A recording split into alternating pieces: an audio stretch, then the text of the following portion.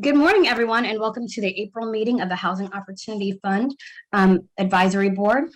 We're going to get started now. If you require ASL interpretation, we do have that available. We have currently, she's labeled ASL Interpreter L, so you want to pin her to your screen in order to view her interpretation as we go.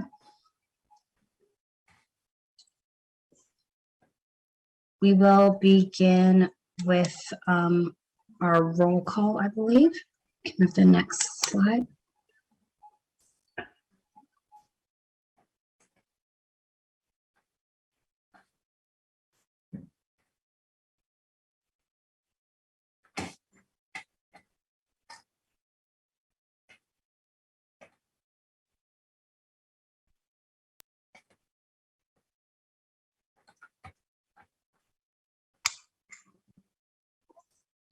Okay.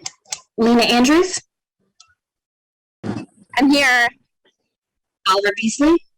I am here. Dr. Jamil Bay. Here. Joanna Deming. Knowledge Build Hudson. Here. Good morning. Jerome Jackson. Council President Teresa Kale Smith. Mark Masterson. Here. James Myers. Marcus Reed. Dr. Paul Spradley. Sonia Tillman. Here. Derek Tillman. Here. Adrian Wanaha. Present. I am also present, and Megan Winters. Okay. Do we have any registered public commenters today? We do not. All right. Now we will continue moving on to the adoption of our minutes from our March meeting. Do you have any amendments, additions, corrections to those minutes?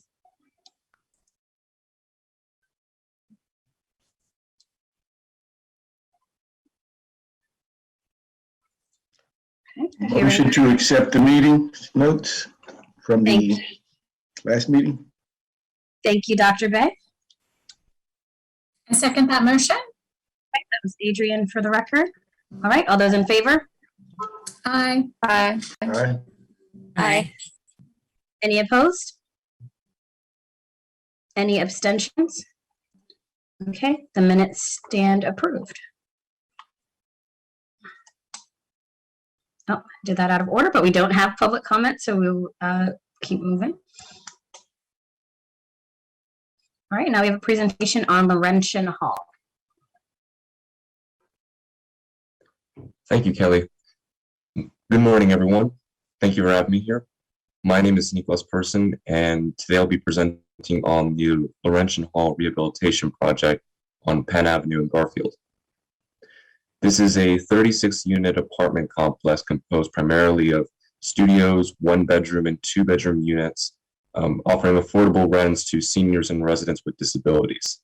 It is categorized as a HUD Section 221C property, which means that all residents are supported by project-based vouchers and are spending no more than 30% of their income on rent. To give a brief history of the building itself, it was originally an elementary school and then a Catholic high school. However, when the school closed in 1984, a group of parishioners who owned the building collaborated with the Bloomfield Garfield Corporation, as well as the nonprofit developer Action Housing, in transforming the then defunct high school into an affordable housing complex for seniors. Now, in order to cater to the particular needs of its residents, the aforementioned groups involved made sure to include things like having staff that would always be on site, and a common dining room where meals would be served for its residents to eat and socialize with one another. For more than 30 years, Laurentian Hall has provided a safe and affordable environment. Unfortunately, however, given its age, the building is in need of a few major capital improvements, whose costs are beyond the scope of the property management's current reserves. These include things like roof replacement, replacement of the elevator control system and door operator, brick pointing and caulking, a new boiler, and sealing of their parking lot. Now, in 2021, the boiler and parking lot were replaced and sealed respectively using the remains of the replacement reserves. But for these last project items, the borrower, Laurentian Hall Associates Incorporated, is requesting from the URA an RGP loan of $350,000 in order to cover the cost of these last items.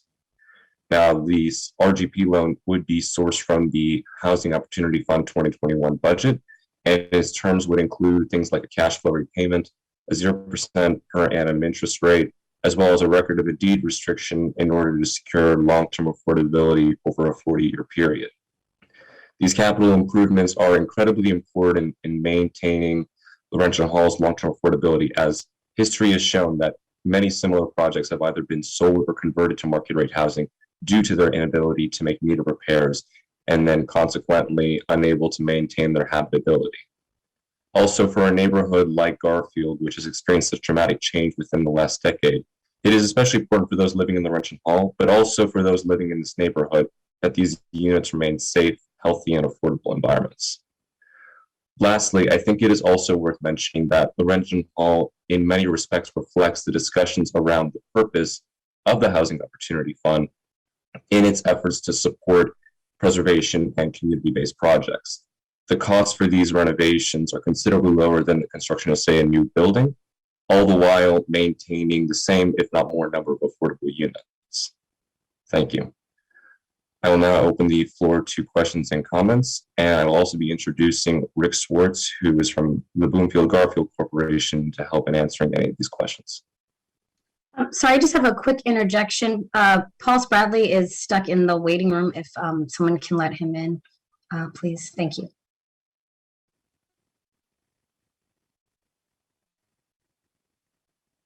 And it looks like Rick is just, he's connecting to audio.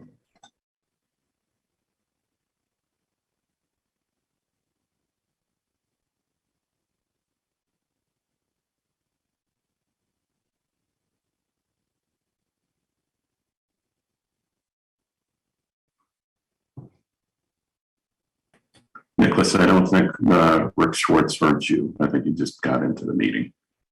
Oh.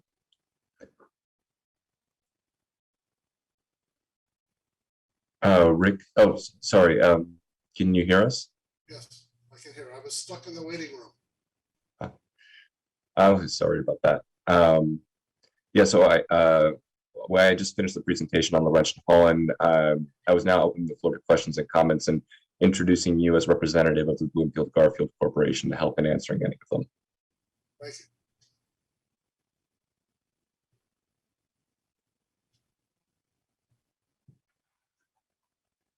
I noticed that the repayment of this is 50% of annual cash flow. I'm assuming that that's after property reserves are funded, and there's some sort of sinking fund to take care of repairs to continue to operate this, and not just take in the actual cash that comes in.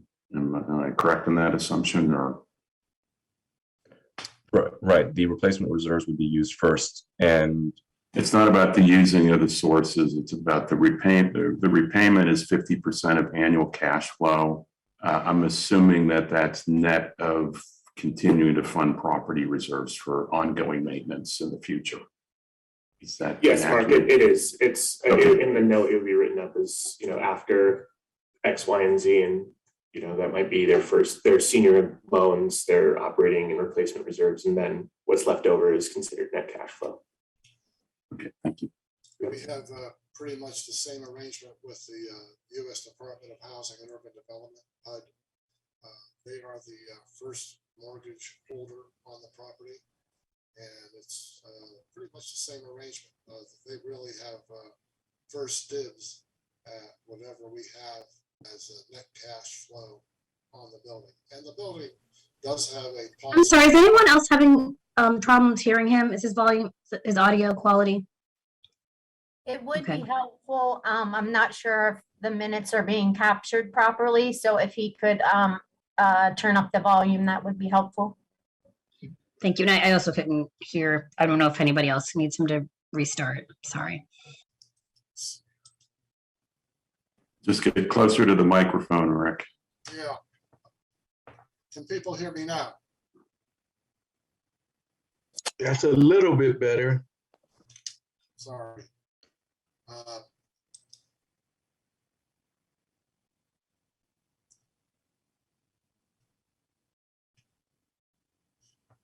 All right. I was just saying that we have the U.S. Department of Housing and Urban Development as the first mortgage holder on the property.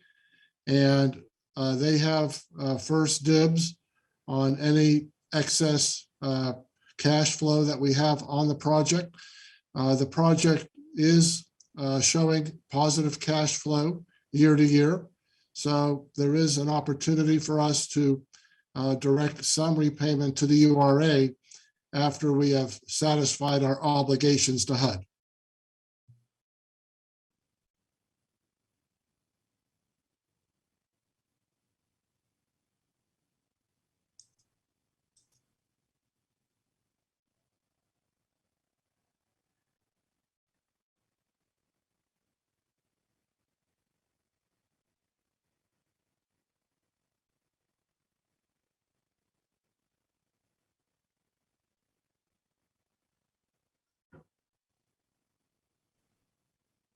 Kelly, would you like a motion?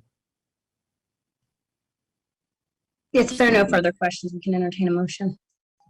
Approve. Do I need to read that? I know why nobody makes motions. I keep forgetting how to read the whole thing out. I move to approve authorization to enter into a rental gap program loan agreement with Laurentian Hall Associates, Inc. in the amount of $350,000 for the renovation of Laurentian Hall, a 36-unit apartment complex in Garfield, in the Garfield neighborhood in Pittsburgh. I'll be abstaining from the vote. This is Derek. I'm abstaining too. This is Lena.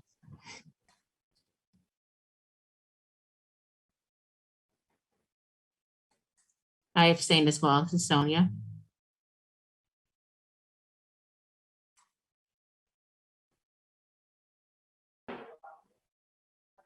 So we still stand in need of a second. Oh, second. This is Thank Joanne. you. Thank you, Joanna. All right, all those in favor? Aye. Okay. All those opposed? And for the record, we have our abstentions as Lena, Sonia, and Derek. Did I miss anyone? Okay, thank you. Congratulations.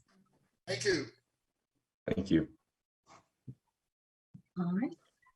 Next item on the agenda is Munhall Road Apartments. Thank you, Kelly. All right, so for this next one that I'll be presenting on, it's another rehabilitation project known as the Munhall Road Apartments. This is a 12-unit multifamily HUD PRAC 811 building, which is located in the Squirrel Hill South neighborhood of Pittsburgh, offering affordable rents to residents with developmental disabilities who also pay no more than 30% of their income on rent. Now, while the building itself has been around for quite some time, the Munhall Road Apartments did not serve their present intended purpose until the late 1990s, when Action Housing, along with another nonprofit known as the Jewish Residential Services, came together in creating a housing environment that would help this vulnerable group in their ability to live independently. What this meant as well is also providing things like social wellness services programs by the Jewish Residential Services, who has a history and had a history to this day of working with this group. Now, unfortunately, like Laurentian Hall, due largely in part to its age, the building is in need of some major repairs and capital improvements. However, neither the replacement reserves nor the building's cash flow is never enough to cover the total cost for these items. And so that is why the borrower, Munhall Road Apartments Incorporated, has turned to the URA in requesting an RGP loan of $250,000 in order to complete these items.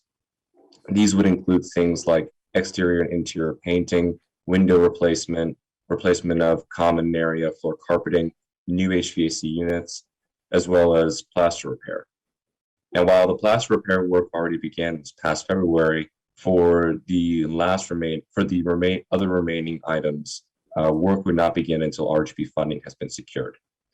It's also worth mentioning that the aforementioned nonprofit, the Jewish Residential Services, has agreed to offer a $100,000 grant towards the funding these projects, which, if the RGP loan is approved, would bring the total funding to $350,000. Similar to Laurentian Hall as well, the funding for the loan would be sourced from the Housing Opportunity Fund 2021 budget, and its terms would also include a cash flow repayment, as well as a record of a deed restriction to secure long-term affordability over a 40-year period. Again, these capital improvements are very important in securing the sustainability of this apartment complex, who I would mention as well has such a unique mission in trying to create a habitable environment for a group of people that are often unrecognized or ignored. Thank you. I'm now opening the floor to questions and comments, and I'm also introducing Nancy Gale of the Jewish Residential Services to help in answering any of these questions.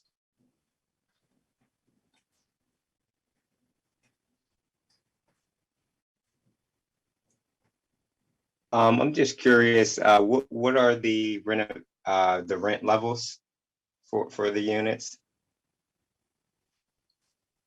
So the rent levels would be, I believe, $629 per month for each of the 1-bedroom 12 units. And it should be mentioned as well that, again, because of the type of building it is, of HUD building that is categorized as, that each resident is eligible for project-based vouchers, or spending only 30% of their income on that rent. Okay, thank you.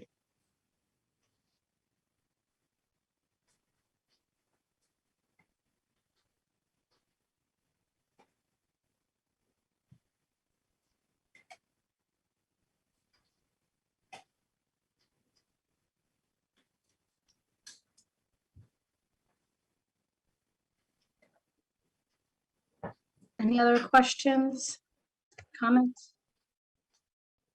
If not, I'll make a motion for the authorization to enter into a rental gap program loan agreement with Munhall Road Apartments, Inc. in the amount of $250 for the renovation of Munhall Road Apartments, a 12-unit apartment complex in Squirrel Hill, South Pittsburgh.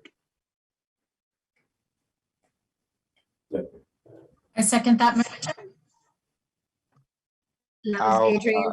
Mhm. And I'm abstaining. This is Derek. Me too, Lena.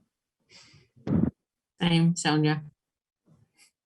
All right, we have our motion, our second, and in opposite order, we have our abstentions. For the record, all those in favor? Aye. Aye. Any opposed? Okay, congratulations. Thank you. And now we have 21 Rose Street. Yeah. Hello, everyone. My name is Brett Morgan, and today I am presenting for your approval a FSDP grant in the amount of $260,000 for the completion of the Rose Street project. This project includes the new construction of 6 3-bedroom, 3-bathroom, 4-cell townhouses along Rose Street. Near, I know this map is not zoomed in too much, but it's near the intersection of Rose Street and Elmore Street in the Middle Hill neighborhood. And because the request today is $260,000, URA staff also recommend and request a waiver of the FSDP program guidelines to allow for $130,000 provided to each of the 2 80% units. So for some background on this project, our Kendall Development Group originally submitted a proposal to the URA's Center Avenue request for qualifications, which was issued back in October of 2019. That RFQ featured the availability of some 170 parcels along Center Avenue that were owned by either the URA or the city. And the RFQ had several key objectives, including implementing the Greater Hill District Master Plan, supporting the growth of minority-owned and women-owned firms and businesses, as well as lowering barriers of entry into developing housing, commercial, and mixed-use projects in the city of Pittsburgh. The Center Ave RFQ and its projects were later incorporated into what's now the Avenues of Hope initiative, which, as many of you know, spans several commercial corridors throughout the city of Pittsburgh. 21 Rose Street was one of 7 of the projects originally selected by the RFQ review committee, and they have since been working through the URA's disposition process, as well as getting the necessary approvals required for financing through the for sale development program. So far, they've received approval of their proposal package, which was from the URA board in August of 2021, and they're now going to the URA board next week for approval of final drawings, final evidence of financing, and the authorization to execute a deed. So as a respondent to the Center Ave RFQ, the 21 Rose development underwent an extensive community input process. For instance, the project first went through the Hill District's development review panel and scored favorably. The project was then presented at numerous community meetings where feedback was solicited directly from Middle Hill residents. And then lastly, the project was presented before the Hill District Consensus Group, which started dialogues with the development team regarding the design and affordability. After a review of the FSDP's application, URA staff have confirmed that the proposed $260,000 grant would complete the capital stack and allow the development team to move towards a financial closing. The project's total development cost is currently just over $2.8 million. And in addition to the proposed FSDP grant, the capital stack includes a first mortgage commercial construction loan from Bridgeway Capital, as well as a combination of grants from DCED Keystone Communities Program, Bridgeway Capital, and Neighborhood Allies. And the development team is also providing some equity and deferring developer fee. So this requested $260,000 grant would support soft costs associated with the construction of 2 of the 6 units, which are expected to be sold to 80% AMI home buyers at $180,000 a unit. The other 4 would be sold at market rate. The 2 affordable units would remain affordable for a period of 99 years, and that is per the FSDP program guidelines.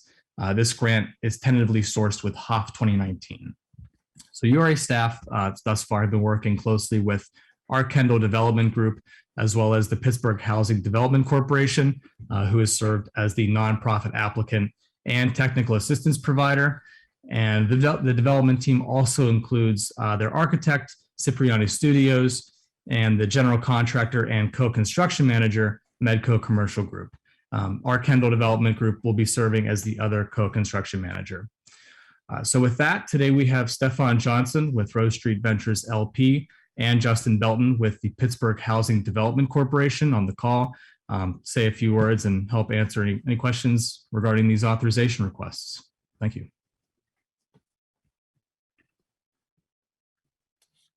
Thanks for that, Brett. This is Stefan Johnson with our Kendall Development Group. I just wanted to, again, say a few words about the particular project. Again, this project was created to really create inspirational ownership opportunities for current and future Hill District residents.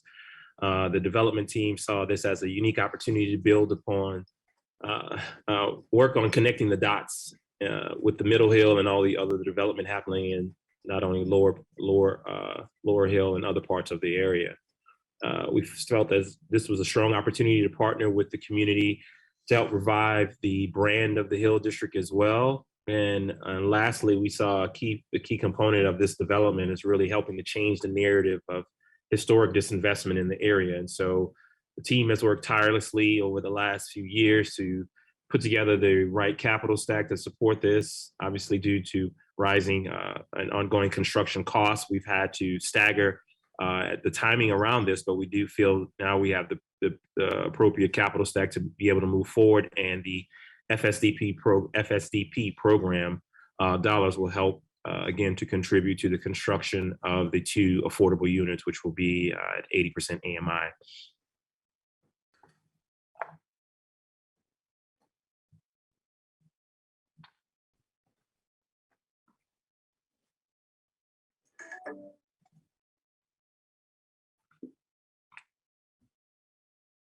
Brett, did you say this is 2019 funding? HOF FSDP 2019, correct. Mhm. Thank you.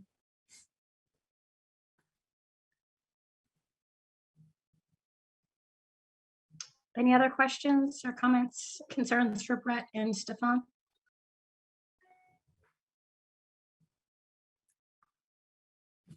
What is your affirmative marketing plan for these properties? Sure. Yeah. So, in working with my real estate team out of Keller Williams, we will pre-market the for sale homes or pre-sale the for sale homes, probably starting soon after land disposition is approved. That strategy will be both online and via social media. We're also looking to engage the Hill District CDC to leverage the Hill District 100 program. We'll also be marketing these through the Hill District Consensus Group, Shinley Heights Collaborative, and Uptown Partners. So all of the local CDCs and constituents and RCOs in the area will also be a part of that marketing campaign as well. Thank you.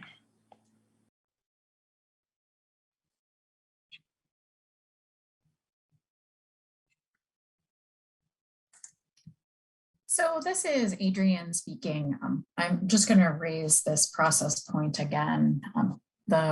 I believe that this group really needs to have a deeper and more focused conversation on when and how we are exceeding limits that were agreed upon, at the start of our work. And so it's absolutely not that I'm not supporting this project, but I do think that as a group, we do need to explore that, and we do need to have, a deeper sense of what parameters we're using to make those exceptions.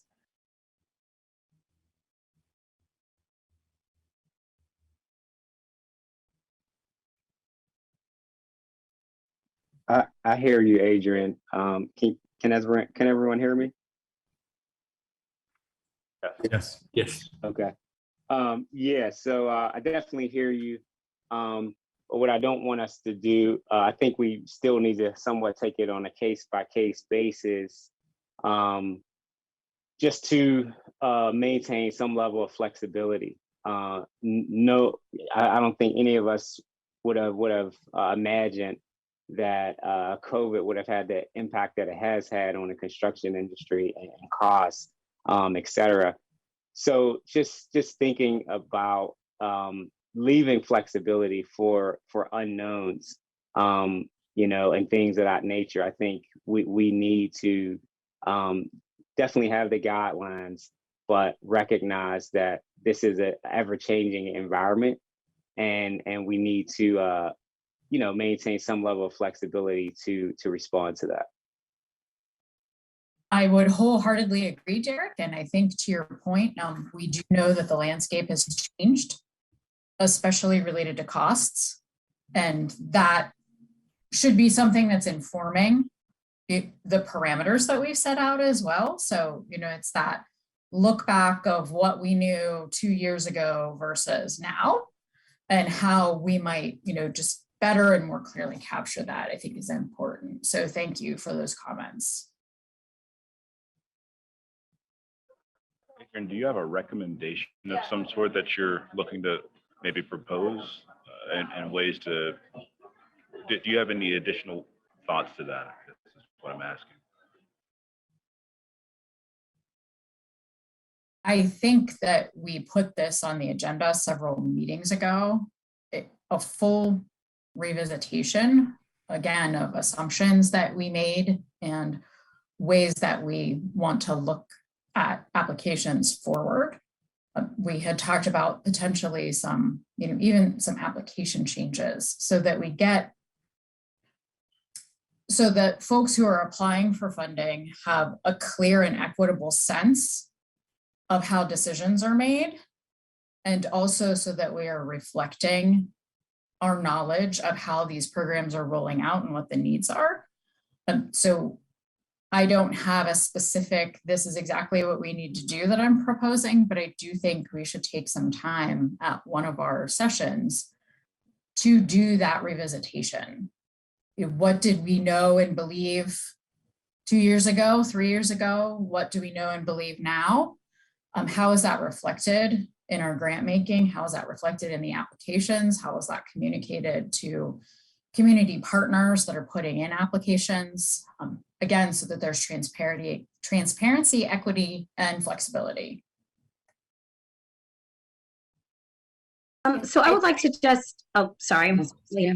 Yeah, I think we had talked about, and I think this would be very helpful, doing a session with developers, and we do have some in our group, and we could invite outside ones to kind of understand, because Derek's right, like COVID has really changed the game in terms of both for sale and rental financing. So we could have a session to look at what typical gaps look like, how are they funded, you know, what role do we think the Housing Opportunity Fund needs to play? Because I personally would really like us to not look at this as just our funding alone. We can't look at it as a vacuum. In a vacuum, we're part of a larger, you know, group of many funding sources that developers have to put together to make these deals work. And it's important that all of us have an understanding on how, like, what that process is and what we want our role to be.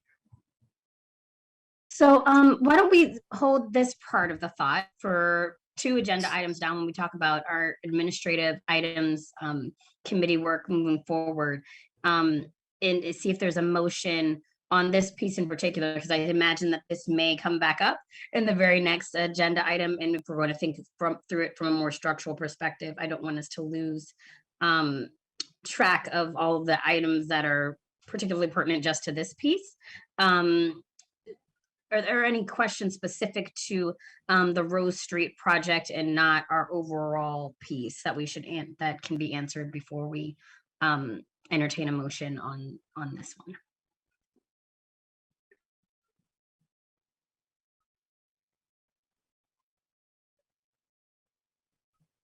Is anybody ready and willing to offer a motion on this development specifically?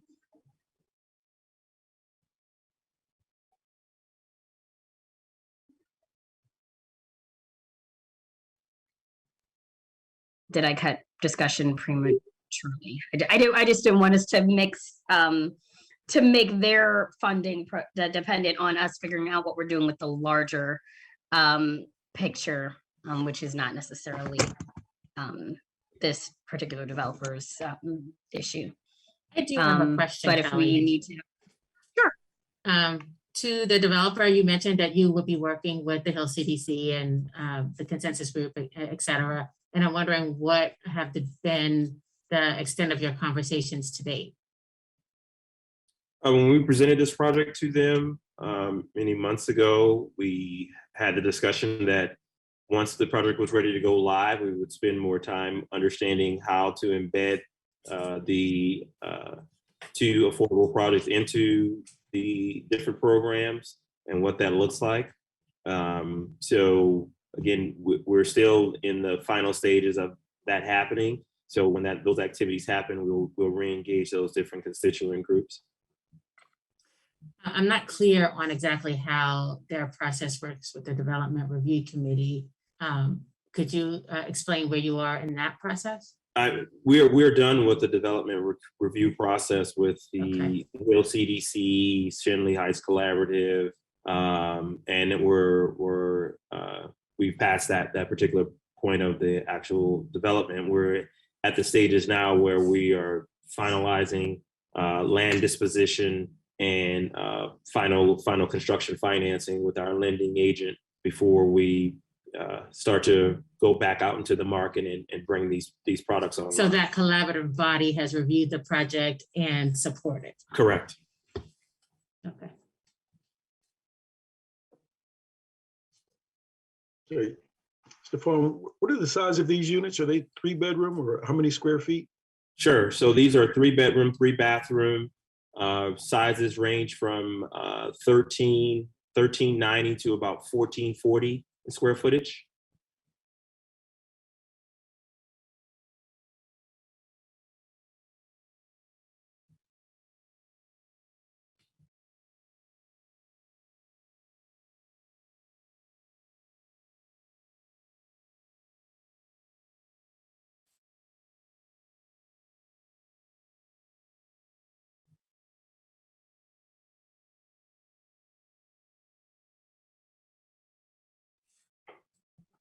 if we're ready for a vote, I'll make a motion to approve or to authorize entering into an FSDP grant agreement with Rose Street Ventures in the amount of $260,000 for the construction of 6 new townhomes, including 2 affordable units. Second. Thank you. That was Sonia and Paul for the record. I need to recuse myself from this one. And this is Derek. I need to recuse myself as well. Great project, but yeah, I'm recusing myself. Okay. So we have our 2 recusals for or abstentions for the record. That would be Lena and Derek. Well, I'm recusing all too, those- but I don't believe that means I couldn't make the motion to forward the process along. So I believe you are correct. Okay. All those in favor? Aye. Aye. Aye. Aye. Any opposed? All right, we already have our abstentions for the record. Congratulations. Thank you, everyone. And I believe we have one more. Yes, Fraser North Residences is our final voting item. Hi, good morning. My name is Victoria Jackson, and I am here today presenting Fraser North Residences. Oakland Planning and Development Corporation requests construction grant financing in the amount of $325,000 to finance development costs for 4 for-sale single-family homes on Fraser Street in South Oakland. Each home will be a 4-bedroom, 2-bathroom unit and sold to households at or below 80% AMI. The units have a sales price of $175,000. The proposed grant will be sourced with HOF for-sale development program funds from 2019, 2020, and 2021. Per FSDP guidelines, each unit will have a 99-year affordability restriction. These 4 homes will be included in the Oakland Community Land Trust, providing permanently affordable home ownership opportunities to home buyers at or below 80% AMI in the Oakland neighborhood. Of these 4 units, 1 will be reserved for households experiencing homelessness, and 2 will be reserved for households with special needs. These homeowners will have access to supportive case management services and financial coaching through OPDC's Financial Opportunity Center. Additionally, each home will have 1 bedroom and 1 full bathroom on the first floor, making these homes easily adaptable for multi-generational families and families with special needs for years to come. OPDC plans to begin construction this spring and plan to complete construction in November 2022. In addition to committing their own equity, OPDC has been awarded the Federal Home Loan Bank Affordable Housing Program and has a commitment for a construction loan from West Banco. So once again, we are requesting approval for a grant in the amount of $325,000 for OPDC to finance development activities for these 4 for-sale units. Wanda Wilson of OPDC is here today to answer any questions you may have about the project. And with that, I will open the floor to questions.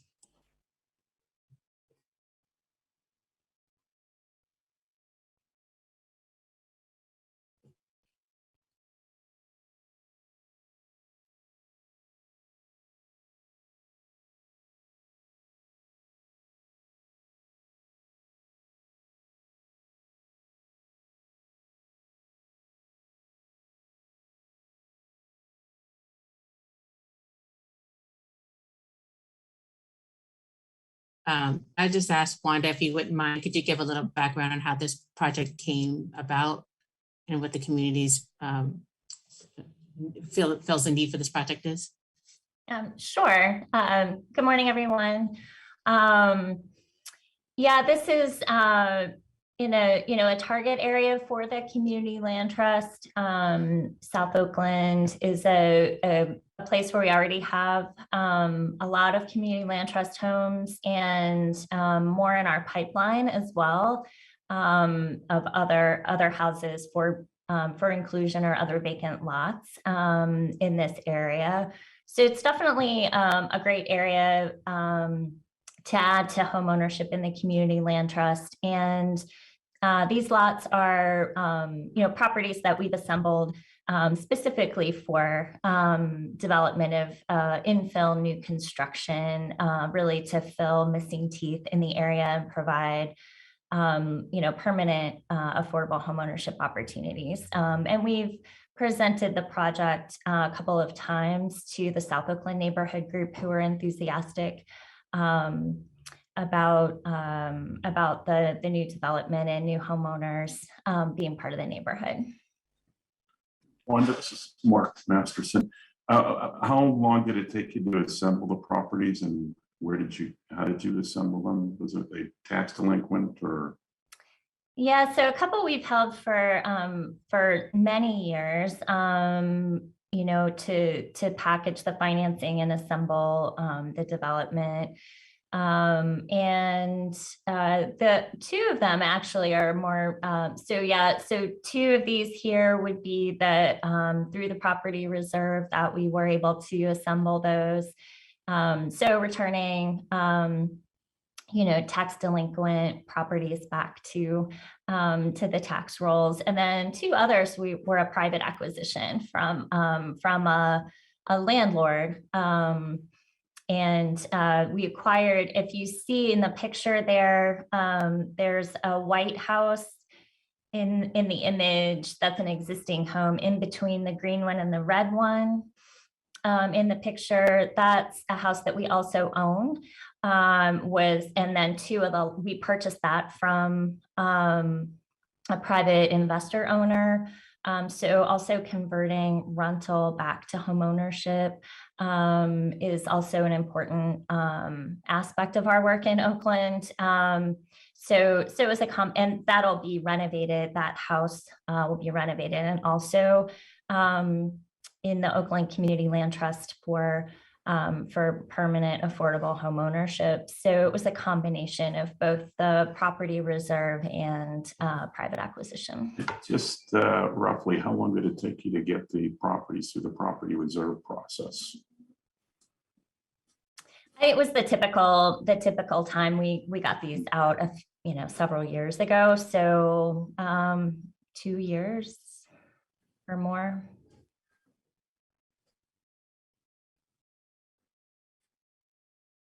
Can you give us a sense of the context of what's around these homes? Is it rental? Is it home ownership? Can you give us a sense of that context? Sure. Yeah, it's a mix. There are homeowners just adjacent. The white house you see in the picture there at the top next to the green one at the end, that's a homeowner, and that's a house that OPDC built probably 12 years ago and sold to a homeowner. There's homeowners across the street, a couple of rentals mixed in. But in this area, the homeownership rate in this area of Fraser Street is higher than in some other areas that are more dominated by student rentals. Okay, thanks.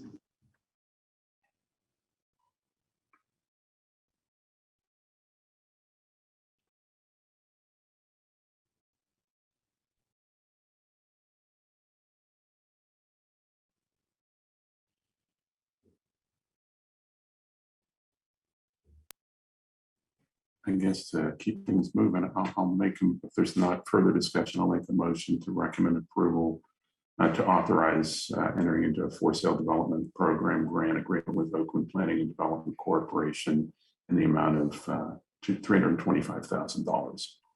I'll second it. This is a knowledge bill. I'm going to abstain. This is Derek. All those in favor? Aye. Aye. Any opposed? We've got Derek for abstentions. Any others? Sonia? Okay. All right. And moving along to, congratulations. And we'll move on to, I believe our next item is some administrative items. So this is where I was hoping to move that conversation around guidelines to this piece, but with a couple of announcements and caveats that we've had some transitions at the URA since our last meeting. As I think most people are familiar, Shana Madden is no longer with the URA. She's actually leaving our glorious region in favor of more rural opportunities out west, and we, certainly enjoyed working with her and wish her the best of luck. Also, Diamante Walker is no longer with the URA, and we certainly wish her the best as well. Understandably, those are two significant losses for our efforts and collaborations at the URA, and I think explain some of the delays that we've seen in these conversations that we've had previously about moving certain items forward. And so I just wanted to acknowledge that, and for us to keep in mind that they are just shorthanded beyond where they had been previously, as we think about what recommendations we can make moving forward while certain positions are still being filled, because I don't believe that they had filled Vattina's position actually prior to Shayna's departure. So it's kind of a little bit of a compounding effect. So for us to keep that in mind as we work through solutions to different items and things of that nature. With that, I think, Evan, did you have the report out as well? One of the things that we had discussed at our last meeting was potential elections. Last year, Diamante had led the charge in the nominations committee. Her being absent has perhaps stalled that as well, but also we wanted to highlight the vacancies that currently exist and will be coming up, because that was something that we had also talked about previously. And I believe Evan may have a list of terms that are expiring and vacancies for us to look at. Kelly, I apologize, I might have had a miscommunication. I don't have that for like this meeting right now, but okay. Or Derek, do we have something on that? I had sorry to put you on the spot for the miscommunication. There are I believe there are four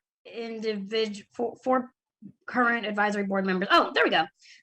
Current terms, we have right. So we have Dr. Bay and Council President Kel Smith, who were set to expire this year.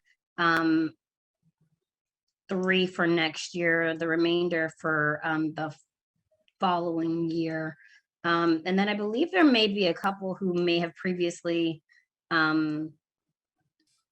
expired already and are thank you, Sonia. I was like looking at your square but didn't want to put you on the spot, who have expired already, and we're waiting for the new administration to make those appointments.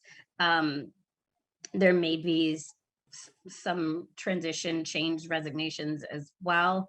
I'm not sure about that, but also just this is something that we were interested in perhaps seeing stabilized over the next month or so before engaging in elections, or at least wanted to put that out there as a conversation for folks to have.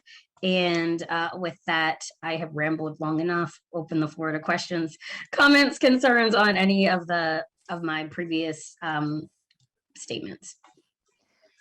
Kelly, this is Jennifer Wilhelm. I did just want to say a couple things to the group. First, I want to introduce myself because I don't think everyone knows who I am, but I am Jennifer and I am the Chief Lending Officer at the URA. And I will be shepherding the housing department until we're able to identify a director, which we are working on. And I hope that we will find a really amazing individual very soon. We are also starting interviews for Vattina's position next week. So I'm hopeful that we will at least be able to announce that we have identified someone at the next meeting. So we are rounding together and making sure that we are still doing the good work. And Derek and Evan are doing an amazing job leading that. But I did want you to know that we certainly are still paying attention and making sure that things are moving forward. So if anyone has any questions or concerns, you can always feel free to reach out to me directly.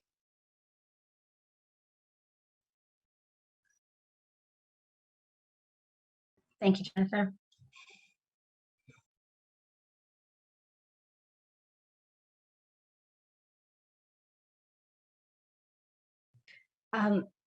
So we can resume our earlier conversation, I guess, with this in mind, around capacity and what we would like to do for potentially revisiting those caps on projects.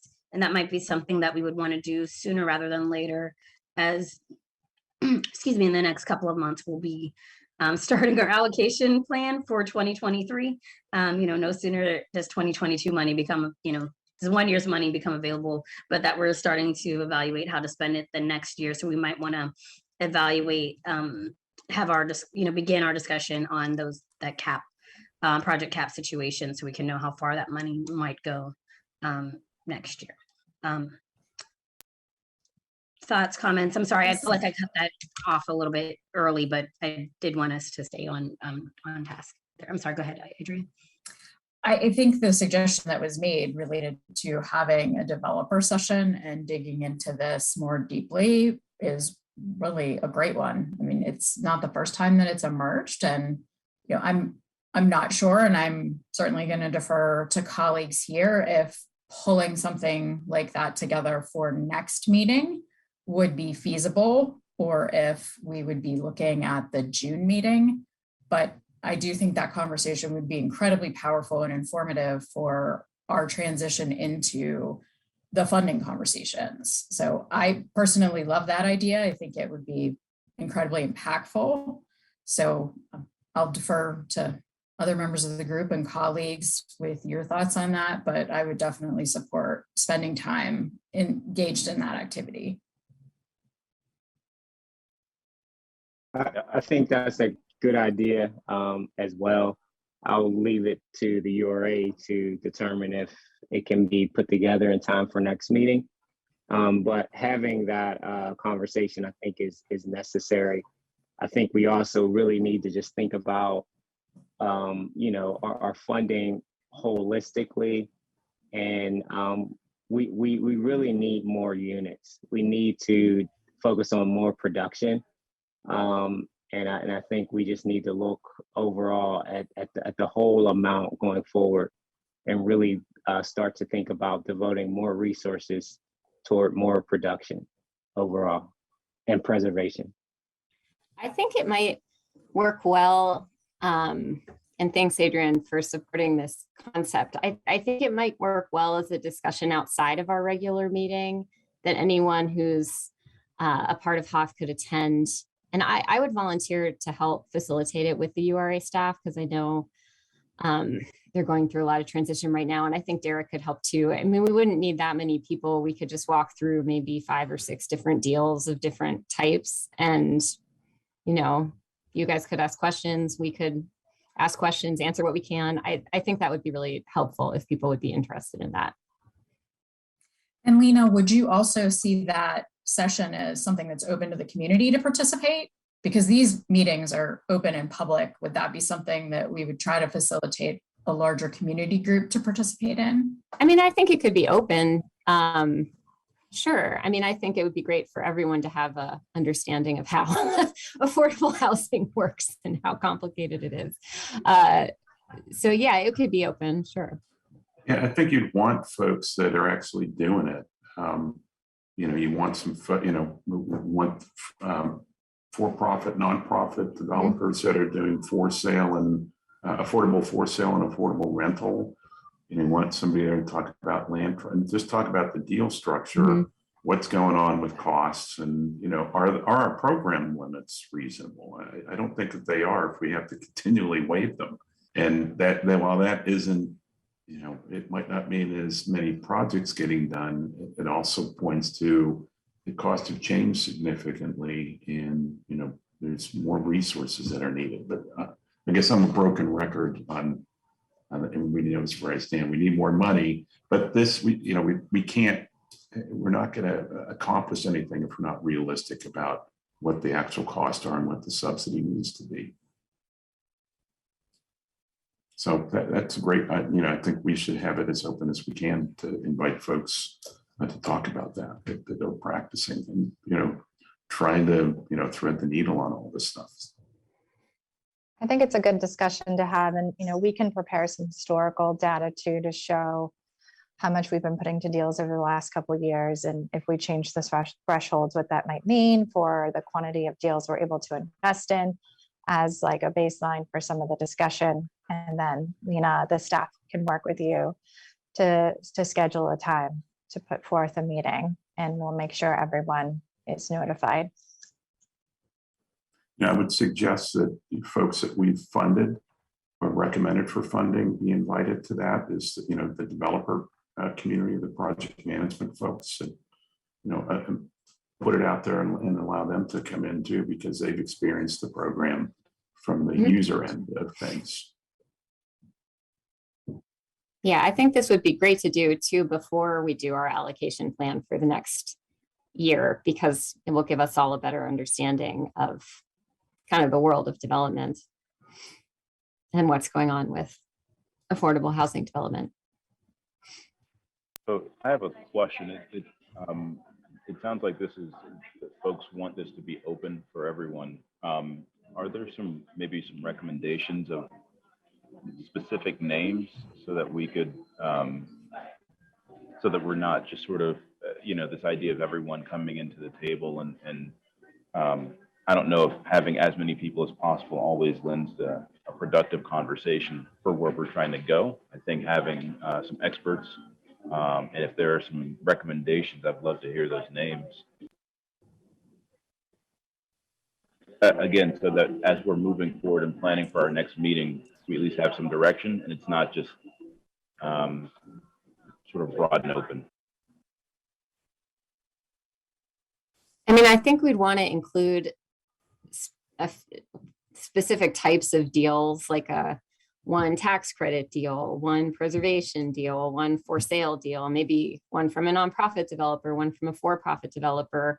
It would be more types, and maybe I could work with the URA, and I don't know if Derek wants to participate too. He's very active in the developer community, but we could propose something and send it around and see what you guys think.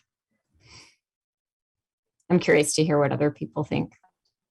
Even just what you rattled off, I think is very helpful for someone who's not in development. And so I think that's a great place to start. And if maybe that's the process, we start with that list and just kind of build from there and then propose that to the URA. Yeah, I agree with that. I think also just having developers that work on different deal types can also be helpful. So, developer X does, preservation as well as new construction, but also maybe some for sale. So that perspective, because they can kind of speak to it from various angles. But then I think also, as Lena said, nonprofit representation, for profit, but also the minority developer community, because there's also unique challenges there. So just, I think we can have representation from each, and between the URA, Lena, and myself, we know everyone, so we can get a good core that represents all of those various perspectives. We could also invite the housing authority. I think the housing authority is a big piece of this world that we don't talk about enough, and so including one of their deals would be really educational for all of us. Except knowledge is on the board, of course, but I mean, they're the deals that they do. Yeah, I think that's a good idea, actually. And I would be willing to speak to my colleagues at the Housing Authority to see if we would be interested or available to do something like that. That'd be great.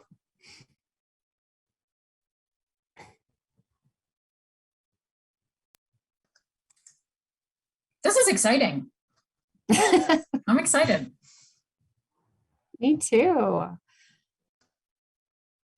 Yeah, I think this is a really good opportunity. I appreciate you all bringing this up.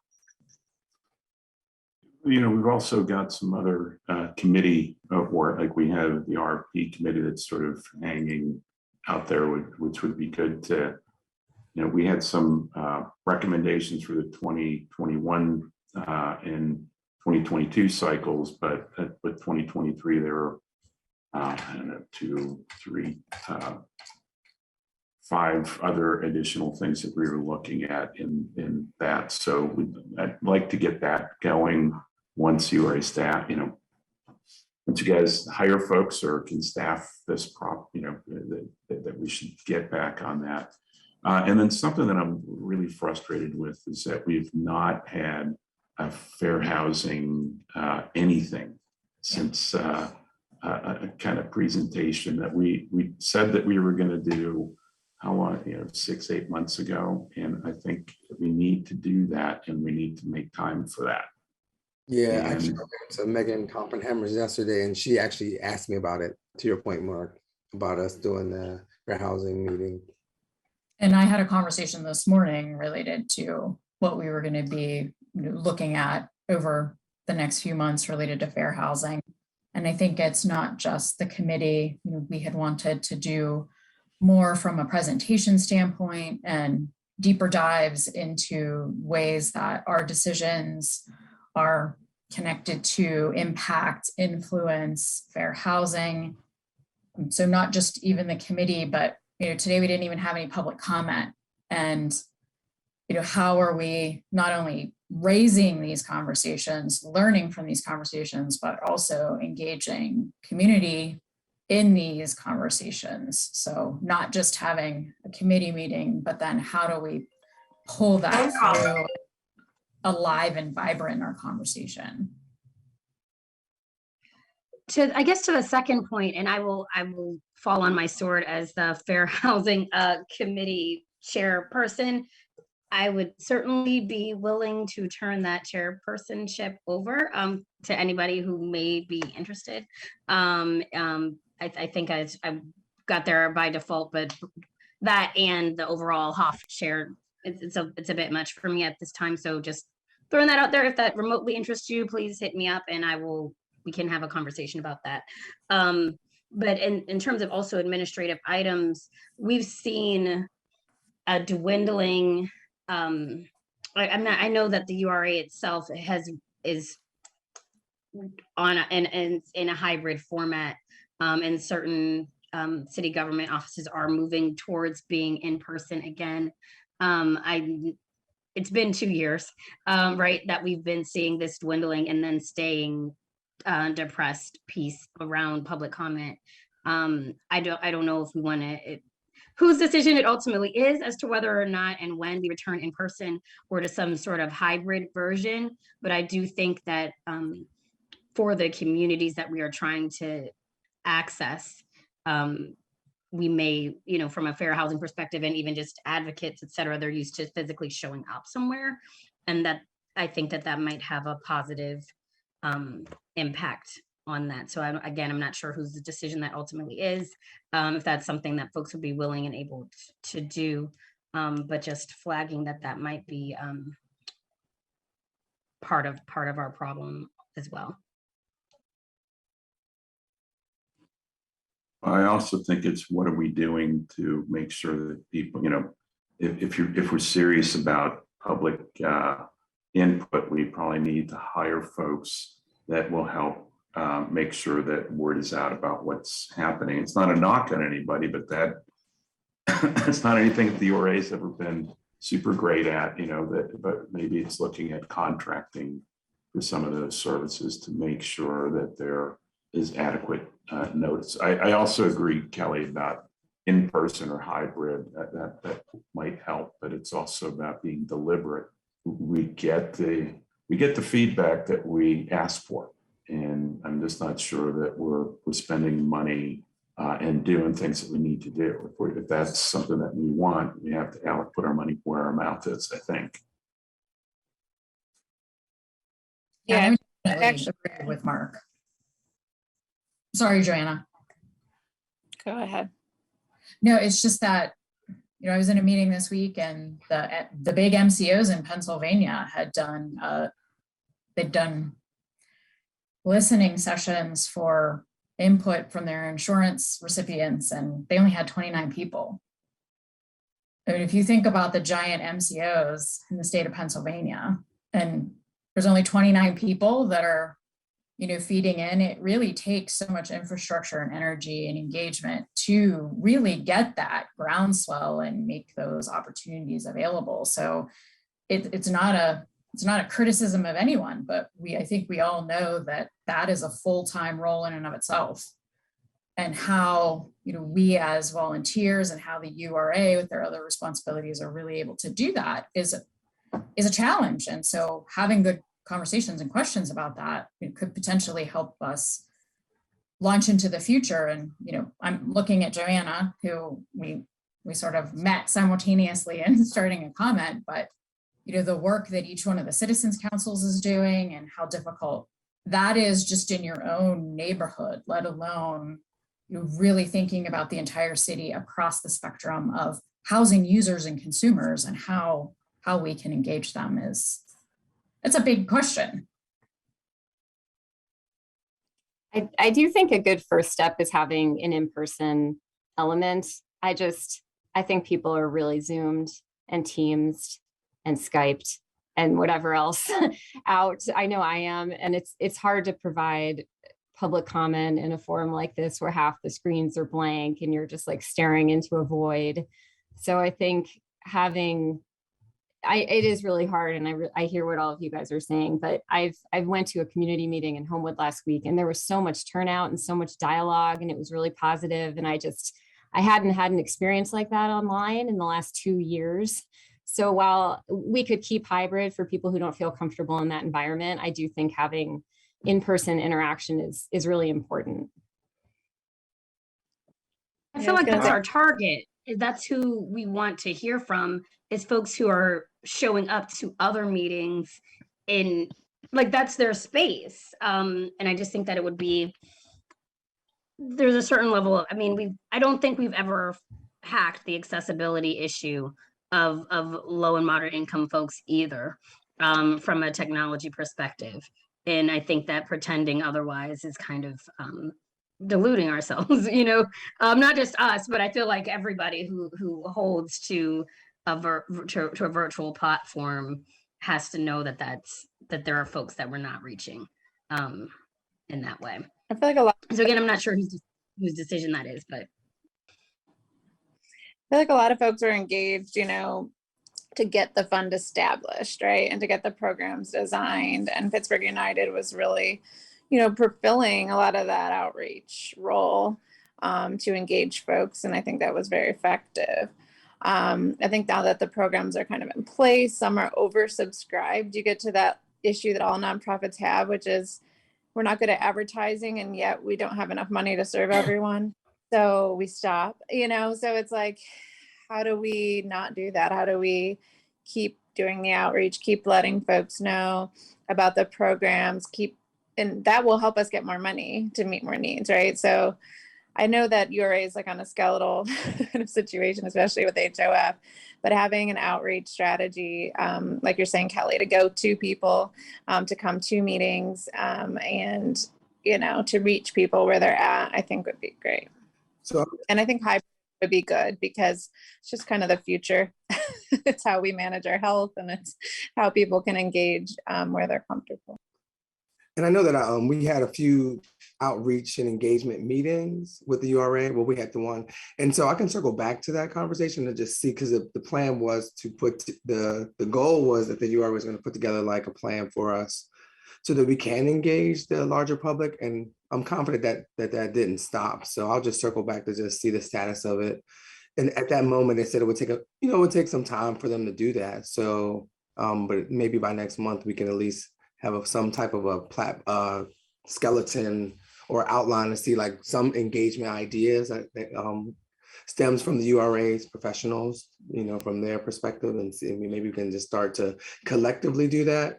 But that was one of the things that did come out of it, is like us collectively having different networks. So even if, let's say it was a tweet, if we all retweeted it, or if it was something on social media that we all shared it, or if it was in an email that we forwarded it to our networks, because in order to break the echo chamber of the internet, right? Because, sometimes one person sending it or organization sending it, it may not be seen or heard. But if you have a group of people, as us being that group of people, sending it out to our networks, it also would help. As well as the agencies like the Housing Authority, I think we're willing to retweet and share those things, but instead of putting all the onus on the URA, because their echo chamber, I'm sure, is different than maybe any of us or our collective networks. So Evan, I'm sorry to put you on the spot again, but we have RFPs for community outreach professionals. I know that we've done, like we had last year, like Bernard Alexander was on the list, Viam Marketing was on the list. Can we perhaps by email send out what that scope is? Because I think that some of what we're talking about may be something that we're already, it may already be within the scope of their contracts to reach, to do some of this community engagement and outreach piece as well. So just so we can look at that while we're thinking about it from a community engagement perspective. So we're not reinventing the wheel or doing things that folks are already on retainer for, I think would be helpful. Okay, yeah, I'll look through what our current standing is with those groups. I believe we have a slate of approved firms, but we contract them for individual items that are needed, such as like outreach to set up community meetings for our annual allocation plan process or something like that. I don't know that we have anyone just flat out on retainer, but if there were ideas for us, specific purposes to use some of these firms, I think then we would move towards creating a contract for that task.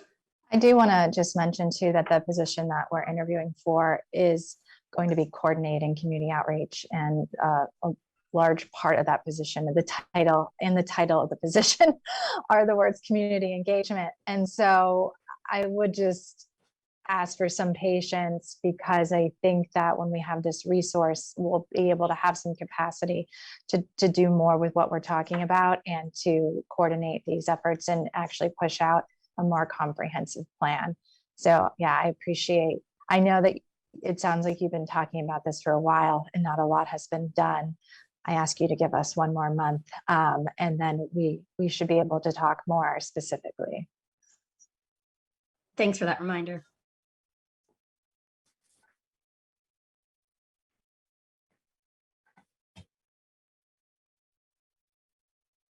So, I guess, is there any reason we can't do something? We talked about the guidelines and program limits, trying to put something together. Is there a way that we can do something on fair housing? I'm embarrassed as a member here that we haven't been able to, engage in that. That's not anything new on our agenda. It's been a couple of years that's been bouncing around. What did you have in mind in terms of do something on affordable housing? I kind of think. On fair housing. On fair housing, I think we were trying to look at how we can overlay that fair housing component into the things that we're doing. Boston has got a criteria.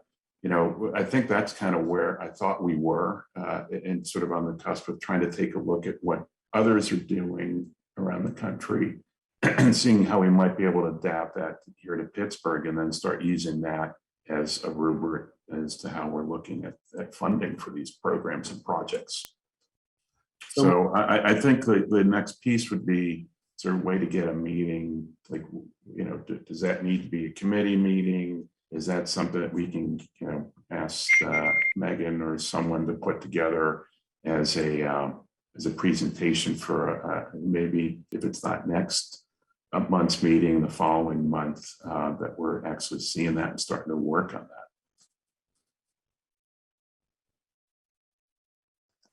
Do we need a new chair, Kelly, for that subgroup though, in order to maybe push this forward? Yes, like I said, I'm happy to. I took it because nobody else was interested. I'm not, and I care. We all care about fair housing.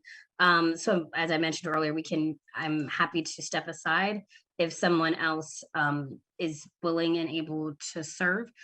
We did have a doodle that went out, but then I think, like I said, there was some confusion around who was going to be remaining on the board that I believe kind of stalled some efforts and activities around moving the agenda forward. If anybody, again, is willing to serve in that capacity, I wholeheartedly welcome that.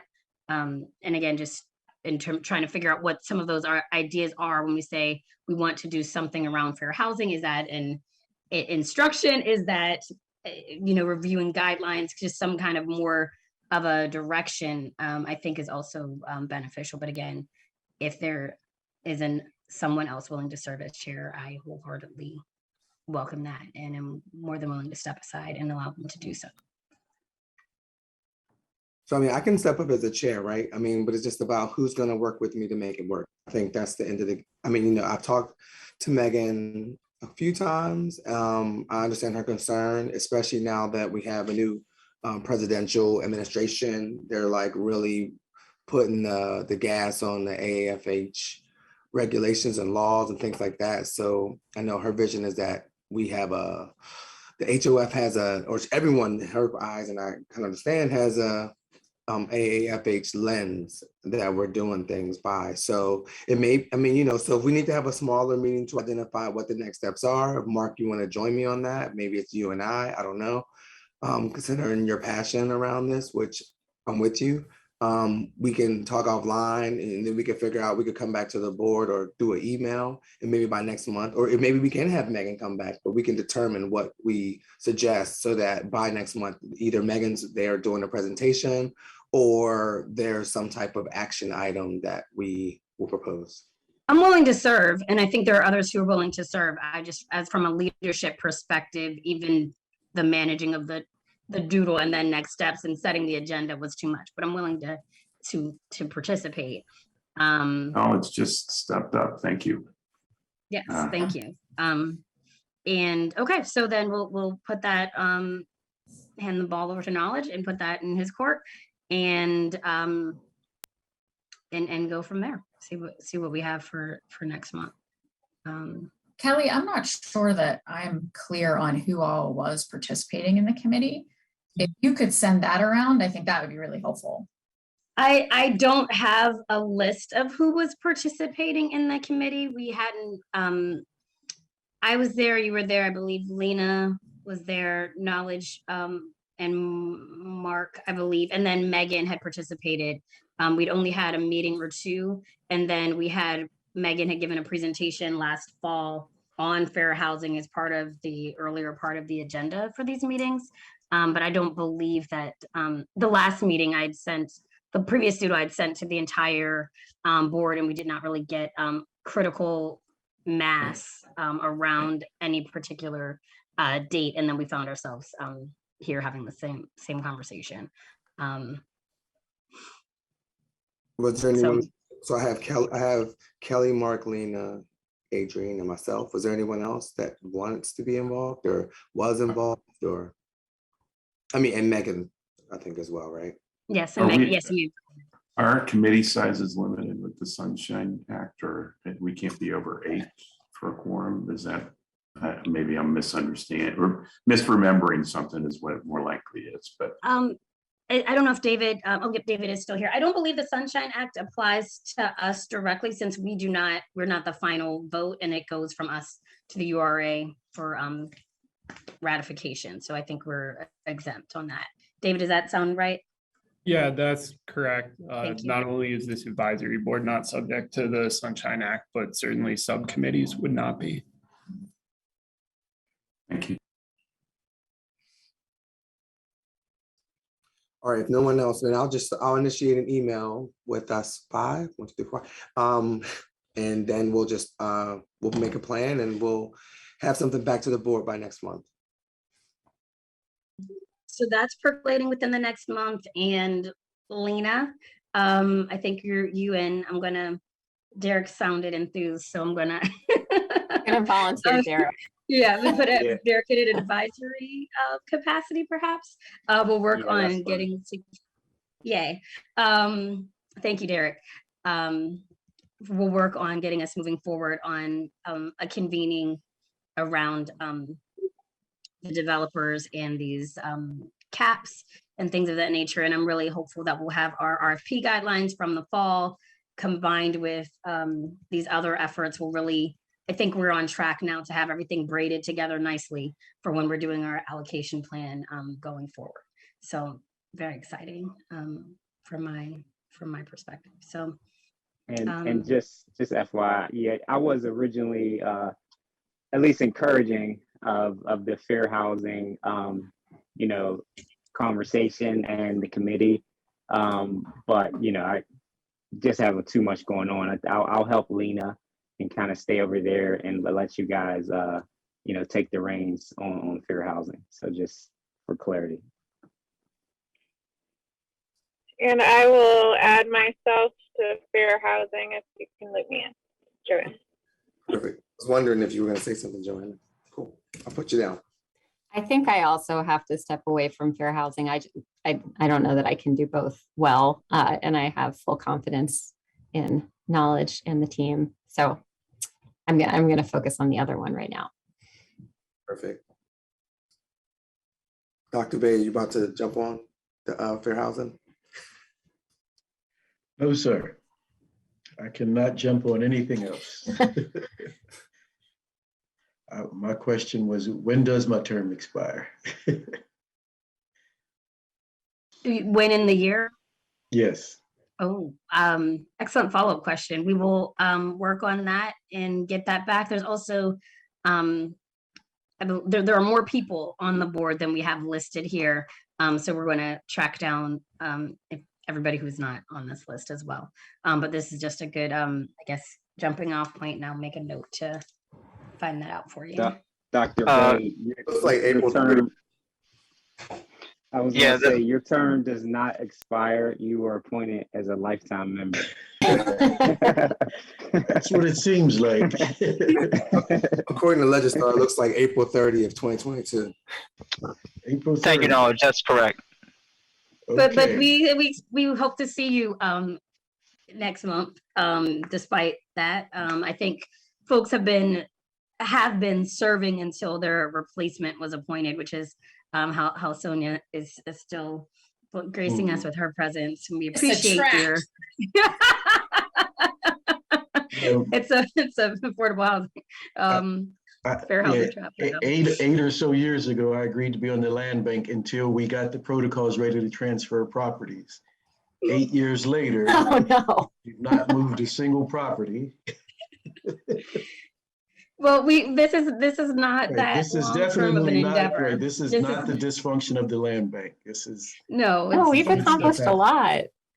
right. This is not that. Right. We work here. We're making progress. The land bank, we need to scrap it and start over. Get rid of the elected officials off the land bank. It made it political, and I'm obligated to make that statement.